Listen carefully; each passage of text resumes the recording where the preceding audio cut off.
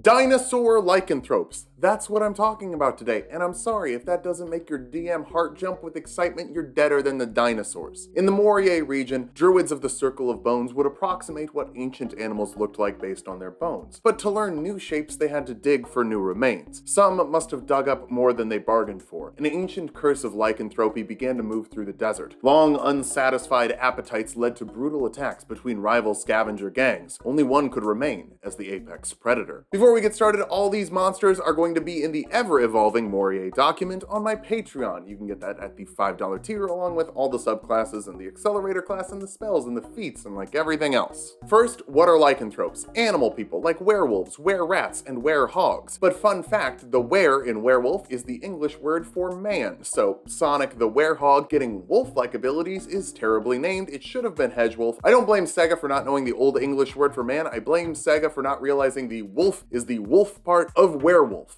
All lycanthropes in Dungeons & Dragons have some similarities, so we can save time by summarizing them before we go into our 4 distinct dinothropes. They're all fully immune to bludgeoning, piercing, and slashing damage from non-silvered or magical weapons. Even the challenge rating 2 Wererat has this, which makes it such a nightmare for low-level PCs. Level 2 barbarians, fighters, monks, rangers, and rogues have nothing to hit them with unless you give them a magical item by the DM. Wild stuff. Speaking of things getting wild, lycanthropy is a curse effect applied when a lycanthrope bites a creature and they fail a saving throw equal to 8 plus the lycanthrope's proficiency bonus and constitution modifier. Being a humanoid cursed with lycanthropy gives you the benefits of the damage immunity and raises one of your stats to a minimum depending on the type of lycanthrope. For example, were-rats have a minimum 15 dexterity, were-bears have a minimum of 19 strength. That doesn't sound like a curse though. Damage immunity to some of the most common attacks in the game and a potential stat bump? Yeah, that's good. The curse part comes from, in my opinion, the only interesting place to have alignments. Every lycanthrope has a set alignment, which makes them act up at night. Most of them are evil, but the werebear is good aligned, and that's objectively funny. Imagine the Joker or Darth Vader affected with bear lycanthropy and running around at night cleaning up litter because they're compelled to be nice. Again though, werebear is the exception. Most of the time this is going to make you fight your party, so maybe get it cleaned up. Getting it cleaned up, since it's a curse, requires at least a 3rd level remove curse spell. Level 5 is the earliest a player character can get that, so again, were-rats can make one of your party members lawful evil every sundown at level 2, and you've just got to deal with that for 3 levels before the curse can go away. And that's assuming you have a cleric, warlock, or wizard who isn't multiclassing. Were-rats are so silly. Enough about them, let's talk about dinothropes. Were-raptors are a challenge rating 5 monster, and their raptor form is better than the raptors in Volo's Guide to Monsters because Volo was wrong. They have a better AC because their reptilian hides provide a natural armor and their speed makes them difficult to hit. Yeah, they're basically Lycan monks. But they also have some Lycan rogue abilities with 2d6 sneak attack damage if they have an ally within 5 feet of the creature they're attacking or advantage on the roll. Considering these raptors hunt in packs and still have the pack tactics feature, increasing the number of raptors in an encounter drastically raises the danger. While they're much less beefy than other dinos, the raptors' hit and run strategy lets them dive in, take a bite, and run out without provoking an opportunity attack. While in their hybrid form or human form, they tend to carry small daggers. This isn't their main method of dealing damage though, as the bite is much stronger. Well, a d4 stronger, but if you inflict your target with lycanthropy, that's another member of the pack, and another creature gaining sneak attack in initiative on your team. The curse also provides the creature with immunity to the non-silver damage and a minimum of 18 dexterity. As I've mentioned earlier, I'm not really a huge fan of alignments, but for lycanthropes, I make an exception. Were-raptors are lawful evil. Working together as a team is important if they're going to be servicing their hunger. While the Were-raptor is strong in a pack, the Triceratops holds its own as a challenge rating 8 creature. Confession, Triceratops is my favorite dinosaur. If you don't have a favorite dinosaur, I'm sorry, I can't trust you as a person. These are beefy beasts with some of the best armor in the dinosaur faction. Though unlike Stegosaurus or the Ankylosaurus, it's not wearing the armor all over. Its skin is thick, but its armor is mostly up front, more like a shield. Probably why the hybrid form is carrying a giant tower shield with 2 spikes up top and a slot for its spear to create a 3-horned face while charging. When turning into a Triceratops, the spear is placed in the notch and the Triceratops bends down, melding their face into the shield. Both the Triceratops horns and the spiked shield could be used to make a reaction attack against a creature whose pathetic attack bounced off their defenses. These attacks were phenomenal at discouraging attacks, potentially shoving back creatures who failed a strength saving throw. On their turn, if they were able to move 10 feet in a straight line before making an attack, the creatures would have disadvantage on the saving throw, automatically be pushed back 5 feet even on a success, and fly 15 feet, landing on their ass if they failed. In an open field, the Triceratops could basically just keep pushing a creature out of the fray of battle to fight them one-on-one. Their impressive bulk made a solo fight very difficult. Of course, they could also attack with the spear on its own, or stomp if they were in Triceratops form. Their alignment, neutral good. Most of the time they're gonna mind their business, but if there's trouble in the world, they're not gonna ignore it. But as herbivores, they don't really have a bite. Creating a new Triceratops was fairly unlikely. One Triceratops would have to trust someone entirely to pass the curse with a bite that didn't really hurt. It's a rather gummy experience from what I've read, but as long as you're not bothered by the slime, it doesn't hurt. It also makes their minimum strength score 22, so it would be pretty sick if they weren't so picky about who they bit. If the Triceratops is the tank of the challenge rating 8 dinosaur Lycanthropes, pretty specific niche, the Whereadactyl is the damage. In its hybrid form, it's able to use a great bow with its talons, and had a habit of tying ropes to the arrows. If the shot sticks, they'll fly up and bring their enemies on an unwanted ride through the air, potentially dropping them somewhere that could damage them, like lava, or crashing waves, or